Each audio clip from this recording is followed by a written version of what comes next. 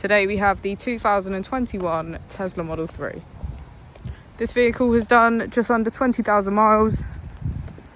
It has an automatic transmission and a fully electric motor.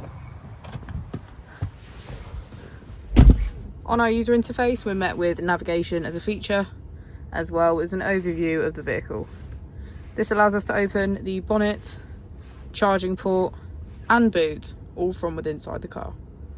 If we click on our Tesla icon in the bottom right, we can access our controls, dynamics, charging, autopilot, schedule, safety, service and software. Within safety, we have advanced features such as a pin to drive and a glove box pin. If we go into software and click on additional vehicle information, you can get a deeper analysis of the vehicle spec. The Model 3 comes with a 360 degrees camera, and with that you can access your dash cam. If we press here, we can access our climate control with heated seats on either side and our heated steering wheel. As we go into the back of the vehicle, we can see that it has a full leather black interior and get a good view of our panoramic roof.